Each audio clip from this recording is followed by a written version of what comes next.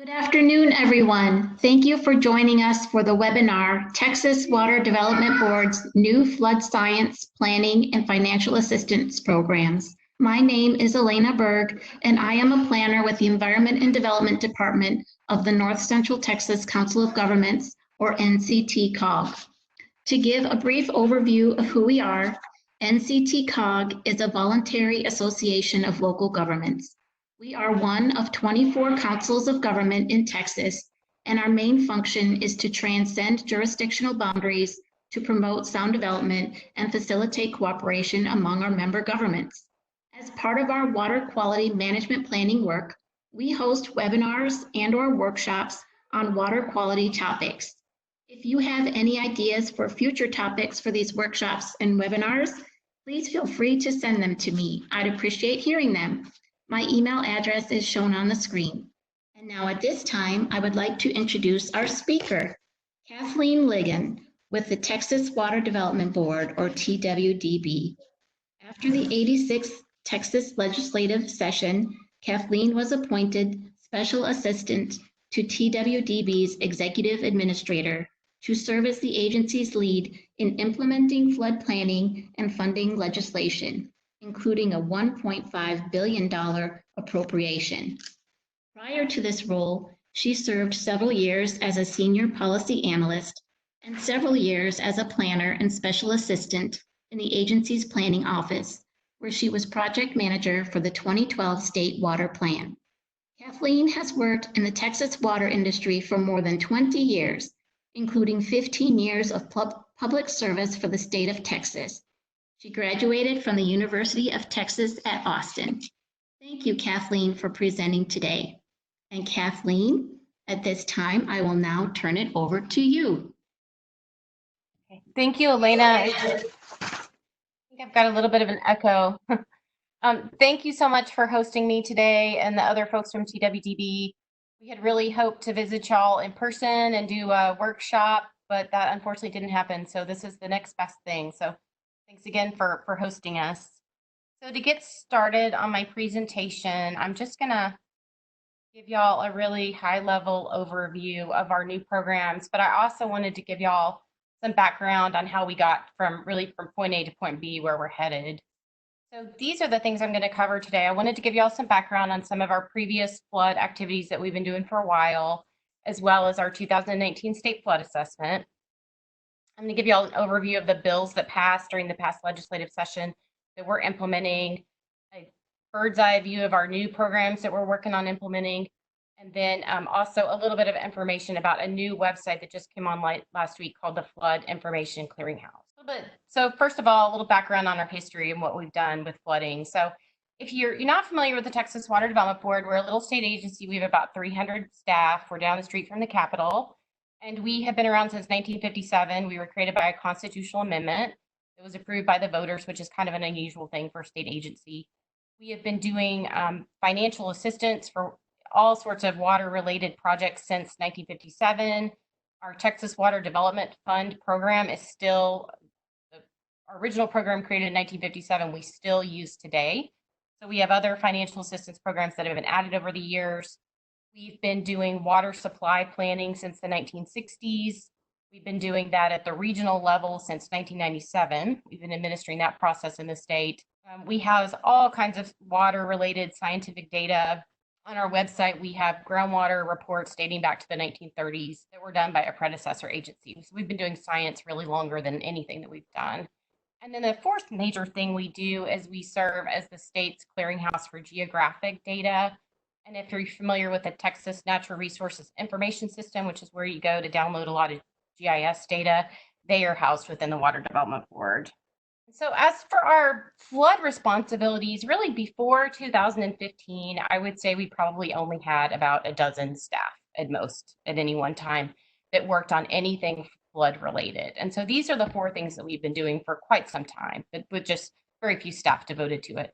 So we've given out state grants for flood protection planning, and that's been a really popular program that's been around for a long time. I'll explain more about this later, but it's getting rolled into our new flood financial assistance program called the Flood Infrastructure Fund. We've been administering a federal FEMA program called Flood Mitigation Assistance Program. We've been doing that for quite some time. Since 2007, we've served as the state coordinator for the National Flood Insurance Program. And if you've got questions at the end about NFIP, we have Yi Chan, who's just been promoted to be our state coordinator for NFIP, so she's on the line. And then we've also been a cooperating technical partner with FEMA for the production of flood insurance rate maps. And so those are the things that we've done for quite a while. And those dozen staff, we have a few that have really been with us through the, for the long haul, I would say. And because they never really fit anywhere in the agency, they were always subject to reorganizations. And so this is a really awesome time in our history because we're actually kind of really making a home for our flood people at the agency. So it's a good time for everyone. So everything really changed kind of overnight in 2015. And I know y'all had some flooding in your area in 2015. In May of 2015, there was really horrible flooding in Central Texas and Austin. It was raining cats and dogs during the month of May. And there was a terrible flood, you may recall, that was on the Blanco River near Wimberley. And as much of a tragedy as it was, the good thing that came out of that flood was it happened when the legislature was still in session. The legislature, right at the end of session, really, I think on the last day, they appropriated some funding to us to be used at the Water Development Board for flood science efforts. And so I'm going to tell y'all more about that in a minute. But that kind of kicked off a new era in our flood responsibilities. And so one of the things that happened, I guess the focus on the flood, the Wimberley flood, the really terrible tragedy about that was that there were no flood gauges upstream of the town of Wimberley. And so the sleepy little Blanco River rose about 30 feet in a couple of hours one night, and no one knew that wall of water was coming towards the town. There was one flood gauge, I believe, around the town that actually got washed away. So after that flood event, and we received some new funding from the legislature, really our first order of business was to put in a flood gauge network, which is something that really hadn't existed in the state of Texas as a whole. The second thing we did was we created a new weather network website called the TexMesonet. And then we also created a new flood site for all things flood called texasflood.org. And then we also did a new effort a couple of years later called the State Flood Assessment. So I'm going to tell you all a little bit more about each of these items. So the first thing is the Flood Gauge Network. And what's unique about this is that we had been partnering with the U.S. Geological Survey for many years on stream gauges. And so there has been a network of stream gauges. But what's new about this network is that not only are the gauges installed to monitor flood conditions, but also to withstand flood conditions. And so what we did was we worked with different partners in the Hill Country first. You can see that kind of scattering in Central Texas and Flash Flood Alley of the gauges. So those were the first ones we went in and installed. And then also we worked really closely with the National Weather Service to identify locations around the state that really need flood gauges for forecasting purposes. Many of these, what's called flood hardening. And if you look at that picture on the right, you can see that there's this big metal box up on a platform. And I like to show these to my kids when I'm driving down the street, sometimes going over a bridge, because you can see them and they're raised to the point where they wouldn't get washed away during a flood event. So that initial work is really almost done, that first set of gauges, that first batch, and then we're moving into more of an operations phase on these, but that's not to say that there aren't a need for new flood gauges in the future. So that second website we started out was called the TexMesonet, and it was modeled after a similar network that's been around in Oklahoma for a while. And so there's kind of two different parts of these. So there's the ones that TWDB is installing and we own. And then there's ones that are owned by cooperators around the state. And so the first of its kind piece of this is that it's all on one website where you can access all the information together. And what's cool about these sites is they collect soil moisture information, which is really important, not just for drought forecasting, but certainly for flood forecasting, because we know that, when the soil is wet and saturated, that's when flood conditions are more likely to occur. So that's our TexMesonet program, and that's online too. And I'll show y'all, this is texasflood.org. This is something we're working right now on, kind of the next generation of this site, that if you type in texasflood.org, this is where it takes you. And so the first one is, are the rivers rising? The second one is a link to a TxDOT site about road conditions. The third one, what's the weather doing? That's the Mesonet. And then finally, there's the how full are the lakes near me? First one, this is the flood. This is the network of all the gauges. And so this includes not just ones that we've put in, but also partners around the state. And so this is a really cool thing. I wanted to demo it, but in the in the interest of time, it's kind of fun for you to just get on it and play on it yourself. But you can get a login and you can subscribe to a gauge that you may be interested in knowing if it's flooding. So the thing that I use this for, I live on a hill in Austin. I don't really have a need for this, but if you camp or if you go out and stay in a cabin somewhere on a river, you don't necessarily know if there's a reverse 911 system in place. And so it's nice to be able to go in and subscribe to the gauge that's upstream of you, and you'll actually get a notification. That was one of the things that happened during the Wimberley flood too, is that there wasn't a reverse 911 system that worked for people that were from out of town. So this is a great site that's fun to just kind of get on and look at. And you can also display weather radar too. And then this is the text Mesonet site. This is the link that you go to called What's the Weather Doing? And this is where you can see all the weather stations that have been installed or on partner networks. And this is water data for Texas. This is the how full are the lakes near me. And this is a site that we've had a while. And it's kind of fun if you're a water nerd to get on and look. You can look at reservoirs and actually see historical data. So you can see where reservoirs have gone into their flood storage or when they've gotten low. It's kind of a neat thing to play around in. And you can choose like your area. You can choose like, for instance, the Trinity River Basin. You can get on there and you'll see a list of all of the reservoirs that are in the Trinity River Basin. And you can also look by I believe the planning areas, and there's different parameters you can choose to pick reservoirs you're interested in.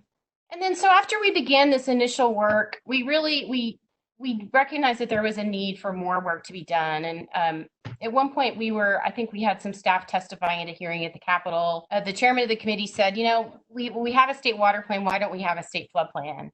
And I think everybody kind of scratched their head and says, well, yeah, we don't have a state flood plan. That's very true. Maybe we need one. And so we went back to the legislature in 2018, and in our what's called our legislative appropriations request, every agency has to submit one every other year to the legislature to ask for money. So in addition to our baseline, we asked for about $600,000 to do a survey of the, about 1,200 of the CFMs, y'all, to see what they think about the state of flooding in Texas. And so we received that money. And in 2017, Dr. Mindy Conyers, who's one of our panelists, she started on this work. And I believe it was like maybe the very week that Harvey hit. And so all of a sudden, this thing that wasn't really supposed to be that big of a deal became this huge priority for our agency. And it just became much more visible to our stakeholders. And so we really put a lot of effort into writing this report. And it came out to be it's a really useful document. It's very informative, I would say, and pretty easy to read. And it summarizes a lot of different things. But so the three things that are our goals really in this effort were to assess what the state of Texas is experiencing with flood risks, what are the different roles and responsibilities that people fulfill out there, how much would it cost to implement flood mitigation strategies, and then finally, like what are all the stakeholder views. And so we had a number of different workshops. We talked to a lot of different people. We did 2 surveys, one kind of general one that was more detailed. We collected a lot of data and just really a lot of like qualitative information. And we really learned a lot from that effort. So the first big thing we learned, I love this slide. I think Mindy came up with this one. We learned that anything related to flooding is extremely complicated and convoluted, and it's very hard to tell who's doing what. And so I think the best way to summarize what we're working on going forward is to kind of untangle the mess and make sense of all of it. And so one of the things I wanted to say is that in general, we found that, well, let's go to the next slide that kind of summarizes our conclusions. But I would say that there are certainly exceptions to these conclusions around the state. And I would say the North Central Texas COG is certainly one of those exceptions, that there are certain pockets of the state that really have their act together in terms of flood planning and mitigation and coordinated efforts. But for the most part, these were the things that we found in the state flood assessment that were true for most of the state. So there's no statewide plan. We know that. We know that there's flood insurance rate maps out there, but a lot of the state is unmapped. A lot of those firms are really out of date, and so it's very confusing for people. The firms are not very useful. We know that having, sound science, mapping, and data are core elements of doing anything. So you can't plan if you don't have good science and data, and you can't do mitigation if you don't have a plan that's based on good science and data. And then we also found out that we need a lot of money. The state of Texas really should devote a lot of money to do good flood mitigation. And so our board made some pretty strong recommendations to the legislature about this, and everything kind of coalesced around these three concepts, what we call the three pillars. And that's essentially, you know, kind of what I just said, where you really need mapping to do planning and to build the foundation of actually getting the work done. And we know this is something that works because in the water supply planning, that's something that's worked for us for a really long time. We have data and we have models that support a regional water supply planning process that's been in place for decades. And then in 2013, we got a new financial assistance program that's devoted exclusively to funding water supply strategies in the state water plan. And so we know that that's a really effective way to get things done. So that was our recommendation. That was our board's recommendation that went to the legislature in January of last year. And so while this was going on, really, you know, this was all post-Harvey, and there was a lot of work that was being done in the interim. And really the largest effort that was going on was it led out of A&M by John Sharp, and that was the Governor's Commission to Rebuild Texas. And they put out a great report called The Eye of the Storm, and they made a number of different recommendations. A lot of those went to the legislature too. So this was all kind of going on in this context of everybody was like, we need to do something more with flooding in Texas. So that's where we come to the legislative session. So the legislature came back into town to Austin in January of 2019. These were the bills that were passed that the Water Development Board is implementing. There were a bunch more that other agencies are implementing. That a lot of those came out of the Eye of the Storm report. They relate to all kinds of things, debris removal. That was a huge topic, but that's not something that we're involved in directly. So these are the bills that the Water Development Board is implementing. The first one is Senate Bill 7. It creates the Flood Infrastructure Fund, the Texas Infrastructure Resiliency Fund, and the Flood Information Clearinghouse. The one I'm not going to really go into a lot of detail on is the second one, TIRF. Most of that funding is going to the Texas Division of Emergency Management for Hurricane Harvey recovery projects. So that's something we're just a pass through to TDM for that money. Senate Bill 8 is the new state and regional flood planning process. We may or may not have our new flood planning director on the line. I'm not sure. By the end of this call, we'll find out if she's here. House Joint Resolution 4 created the Flood Infrastructure Fund, and that went to the voters last November as Proposition 8, so you may recall that on the ballot. And then Senate Bill 500 is what gave the funding for all of these things as a transfer from the Economic Stabilization Fund, or what most people call the Rainy Day Fund. And so this is a little bit more about the money side of it. So the Flood Infrastructure Fund last summer received an appropriation of $793 million for grants and loans for flood projects and drainage projects. The TIRF received, most of that money goes into that Hurricane Harvey account, that $638 million. And then in that first one, the Floodplain Management account, that is the funding that we received, the Water Development Board received to do mapping, base level engineering, and production of the regional flood plans and the new first state flood plan. There's two other accounts in the TIRF that didn't get any funding. They were created, but they didn't get any money this time. So it was a total of about $1.5 billion. And so the first thing we did, and I had to include this because I was getting really nostalgic. I've been at home for a month now, and so I look back on last summer, and it just kind of seems like a dream. But we did this thing called the Flood Implementation Roadshow, and I hope probably some of y'all in the audience maybe came out and met us. But before doing our rules, which is a really formal process, rulemaking is very formal and stuffy, we decided to do an informal process in the beginning to throw out a lot of questions we had about what should TWDB do? How should we address all these issues when we're putting together our new programs? And so we hit the road. This was somewhere in the middle of nowhere of Texas. We really went all over the place. And this was funny. So I gave a presentation right after the roadshow, and I couldn't figure out how to organize my thoughts and get myself together for this it was a TFMA presentation. And I walked in my boss's office, and he had this little plaque up. And I said, oh my gosh, that's exactly what we did on the roadshow. So we went everywhere, we talked to everyone, and we ate everything. To sum it up, we did 14 different workshops around the state. We did 2 different webinars. So that was kind of our talk to everyone. We went everywhere, we talked to everyone, and that we had over 1,000 folks who came. We did 2 webinars where we had really good attendance. And then finally, our Eat Everything. This is our Eat Everything slide. We took great pictures, and we got to eat out all over Texas, and we tried to always pick local cuisine. So it was really fun. And I look back on it now, I haven't eaten at a restaurant in a month. So it was a good time, but we learned a lot. We gathered all kinds of really great information. We wound up getting hundreds of written comments from folks too, so that really helped us. So thanks to everyone who helped us in the beginning. And so finally, I was going to give you all an update on where we are with all of our new programs and our new initiatives that we're working on. So on the mapping side of things, that's the first pillar. And like I mentioned before, through the floodplain management account, we've received $47 million to do updated modeling and mapping to support development of the first state flood plan. We're doing some expansion of the text mesonet, and then we also have some other flood science initiatives, like I mentioned earlier, that we're expanding and just continuing to improve upon. So the main modeling mapping activity that we're doing is called base level engineering, and I know a lot of y'all are probably familiar with that already. These are the three ingredients that go into it. You need Lidar, hydrology, and hydraulics, and you come up with a pretty simple engineering model of what flooding looks like in the state. And what we're not doing is we're not creating new flood insurance rate maps. However, we've worked really closely with FEMA all along, every step of the way, to make sure that the base level engineering that we're doing is all going to plug into that firm process. So there's no duplication of effort there. They've been a really good partner. And so the first ingredient that goes into base level engineering is Lidar, which is essentially a topographic data layer. And this is something that we, through TIRF, our TIRF group, we acquire this data. It's on about an 8-year refresh, and we've recently received more money to do this quicker and get the entire state done, which is very exciting. This is our schedule. And this is something, if you're interested in Lidar, you can see it online. And I did screenshots. This is TIRF's website called the Lidar Status Map. And you can click on the button currently available, and you can see where it is. And so you can see y'all are in pretty good shape. West Texas and the Panhandle, not so much, but that's what we're working on now, or that'll be the next phase. And you can also see, if you click acquired and in production, you can see that the Dallas-Fort Worth area is in essentially a refresh status. So y'all do have Lidar available now, but it'll be new. It'll be new pretty soon.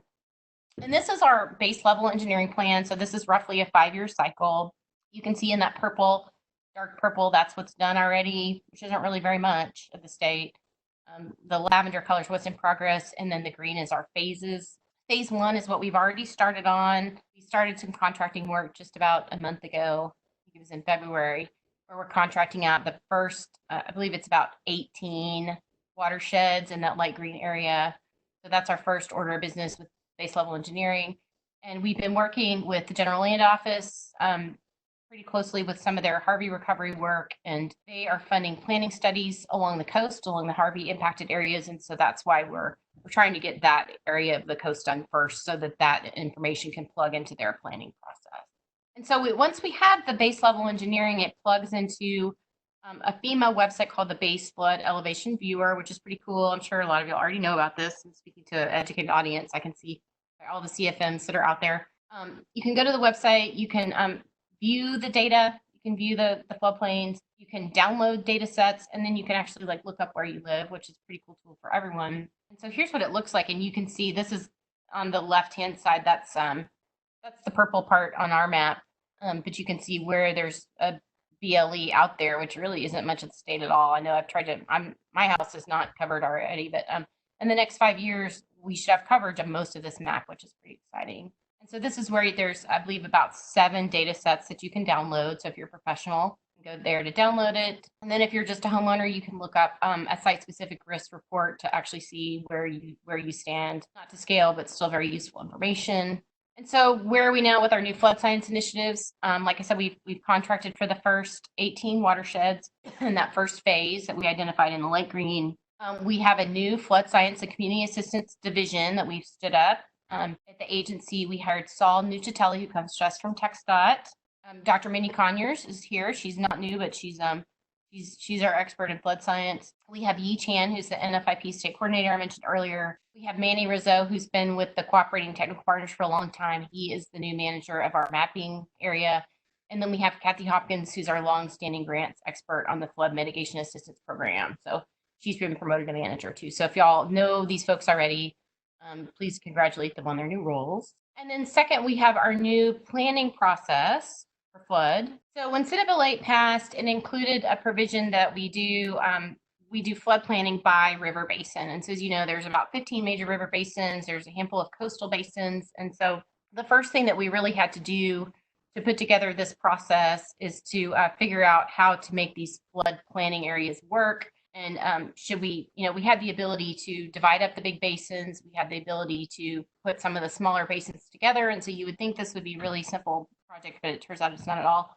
people have a lot of opinions about where you draw lines on a map. And so what we did last August was we threw together a couple of just different options for people to take a look at. Not really a choice A or a choice B, but it was just, well, what if we divided the Brazos here? What if we put the Colorado here? What should we do with these the big ones, the little ones, etc.?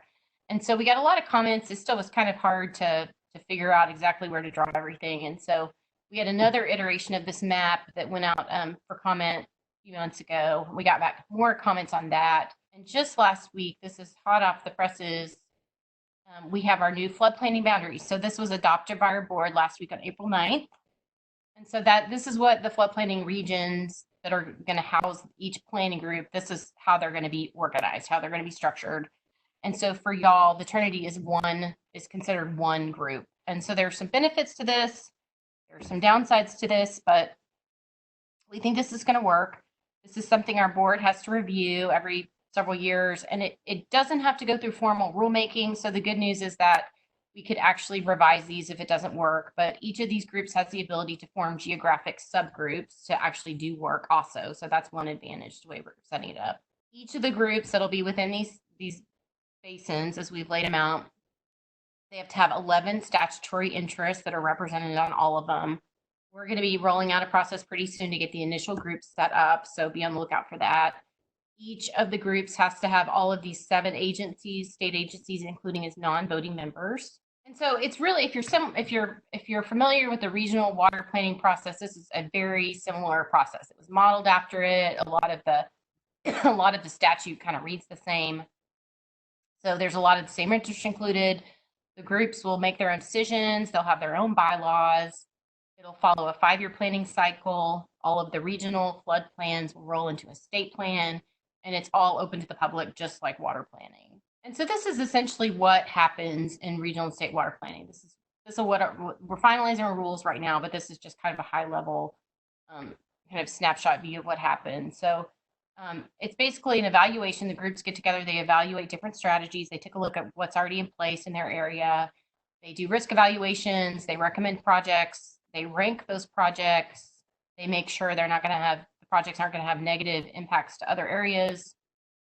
A really critical piece of this is that the plans will be based on best available science. And that's, I believe, one of our #1 guidance principles that we worked on in cooperation with the other state agencies. And then finally, they have to consider contribution and impacts to water supply. And that's something that the legislature feels pretty strongly about. Sometimes that's hard in practice to do, but that's something that we have to evaluate in this process. So where are we now? Like I said, our board approved those boundaries just last week. We have Reem Zun, who comes to us from the city of Austin. She's our new director of our new flood planning program. We have James Bronikowski, who's the team manager, who's been an engineer at the Water Development Board for a long time. And then we have Morgan White as a team lead who used to work in our outreach group. So she's a great addition to that team. We're working on finishing up our rules, and we hope to have those adopted by June. And so we'll be setting up that regional flood planning process just very soon. And the first regional flood plans will be due in January of 2023, with the first state flood plan due to the legislature the following year. And then so finally, mitigation. And so back to that chart, we received the $793 million for the Flood Infrastructure Fund.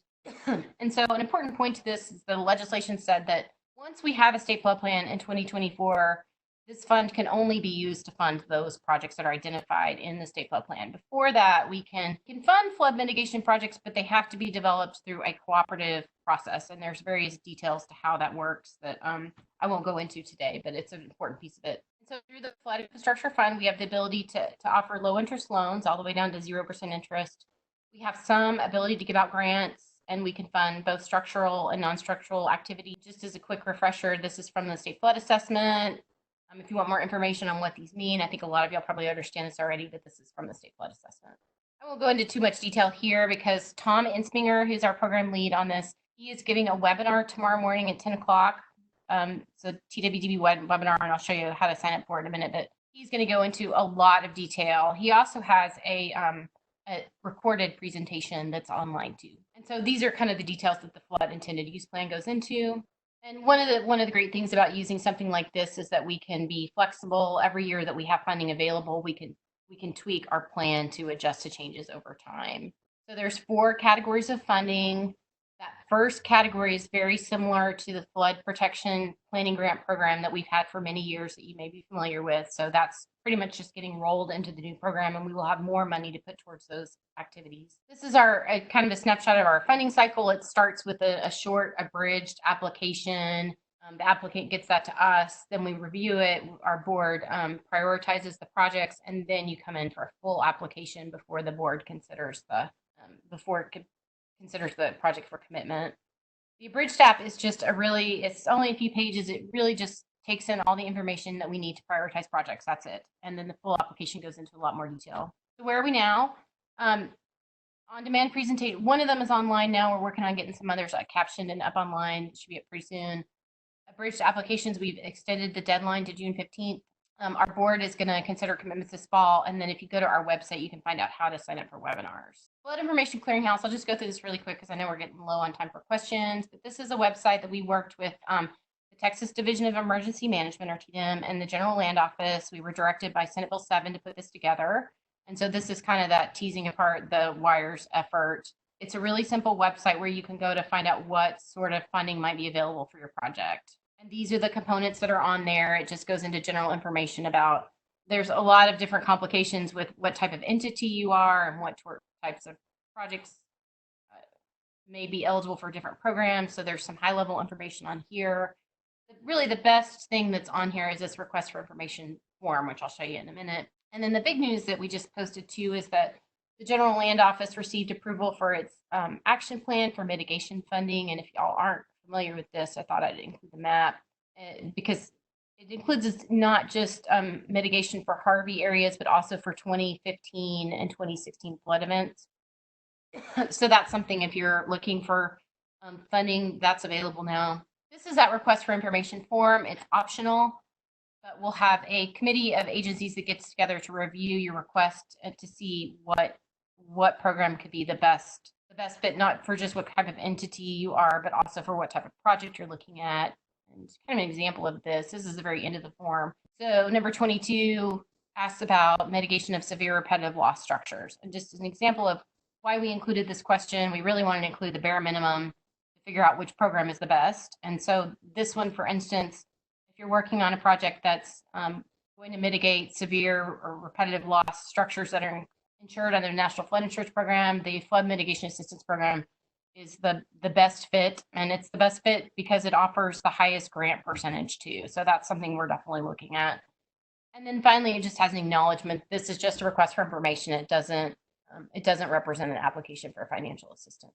And these are just some of the resources that are on there. This site is really a work in progress. We would love for y'all to take a look at it and give us feedback on how it works. If you think it's missing something, love to hear about that. And then finally, just to reiterate everything, we're kind of right in the middle of it. We're going to be accepting our applications.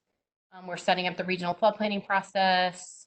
And in the fall, we'll be funding projects. And so if you want to stay in touch with us, really the best way to do that is we push out regular email updates. And so if you go to our website, you click on the little green envelope, and you'll get an option of which TWDB emails you want to receive. And we're pretty good about whenever we have a new update, we push it out.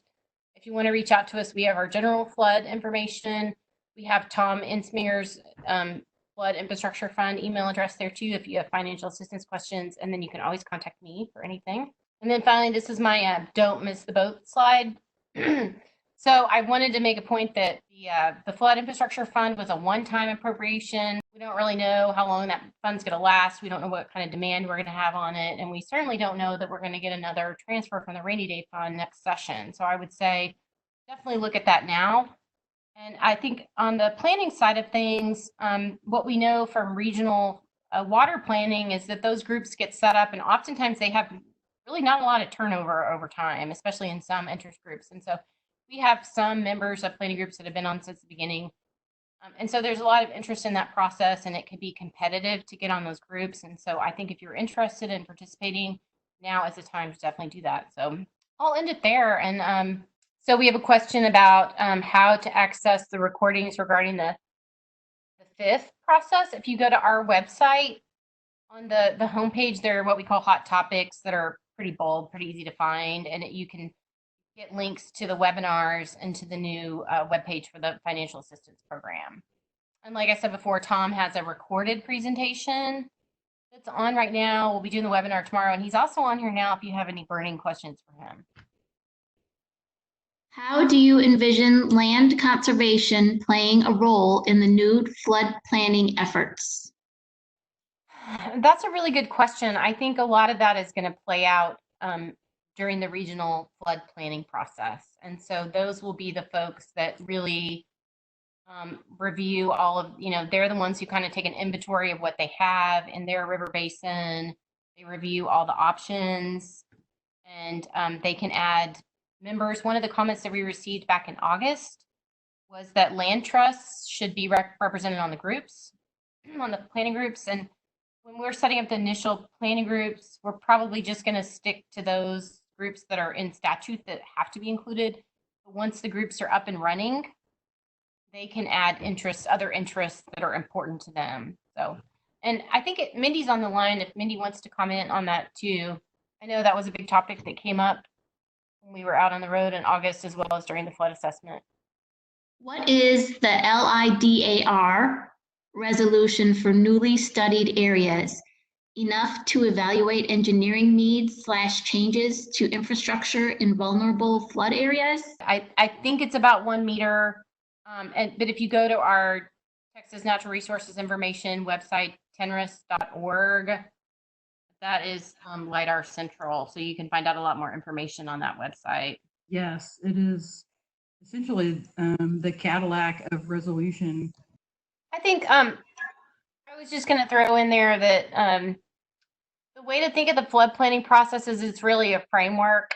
And so if at the local level, at the regional level, if you're doing really awesome work, all of that is just going to plug into the plan. So nothing's really going to be, taken over by this planning process. If you've already got something going on, it's all going to roll in together. And one of the benefits is when we do have a state flood plan, it'll be an inventory of all the needs out there, and that's going to go straight to the legislature, and the legislature will know who needs what and how much the state needs as a whole. So that's kind of the advantage to, even if you've really got your act together locally, that's the advantage of having a statewide plan.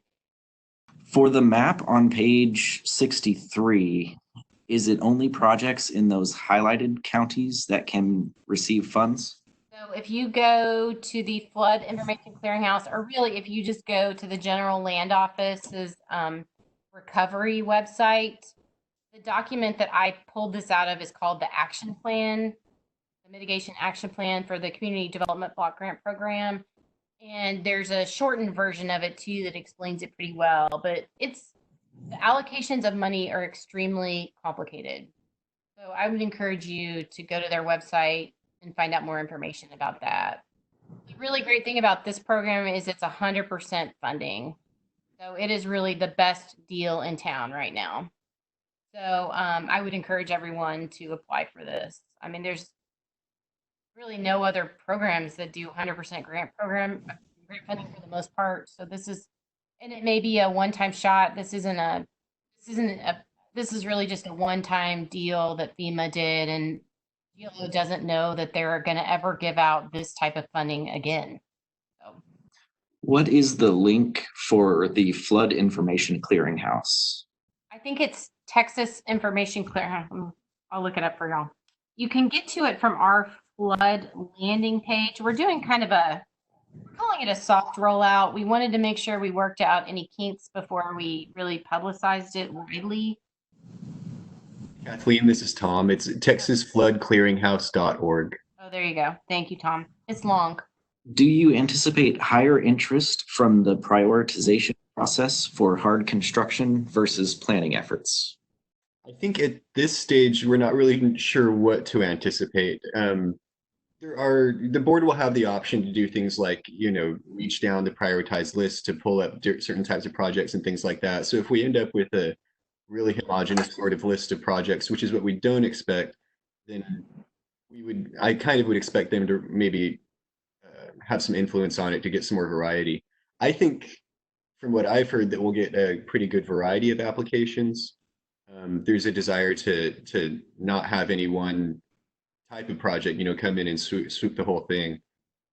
But it's really anybody's guess at this point. We're just kind of going to accommodate it all and see what comes in the door, and then kind of use that to structure the program for the second year.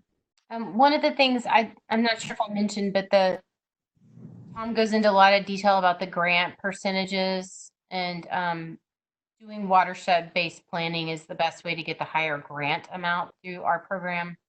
And now that I'm rereading the question again, it says interest from the prioritization process. There are not necessarily consideration in terms of prioritization points for construction versus planning efforts. They both kind of have prioritization criteria that were written with them in mind, but neither one of them is supposed to be able to run away with the prioritization.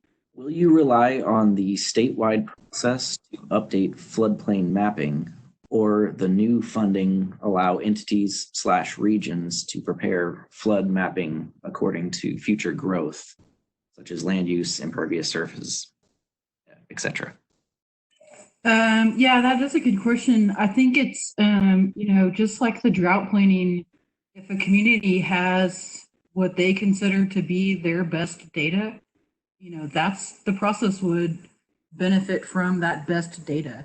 So the BLE is supposed to be a starting point, and if you've got something more detailed, or you'd like to tinker with future land use, I know that's a consideration, and I'm chiming in because I know Reem's having difficulty, but I know it's a consideration for the future regional floodplain groups to consider, is what's happening, in terms of future growth, just like in drought planning. And so someone should be, celebrated for having better data than the base level engineering, but we wanted to be able to provide something as a starting place, especially for places that don't exactly know where to start. And this webinar is now over.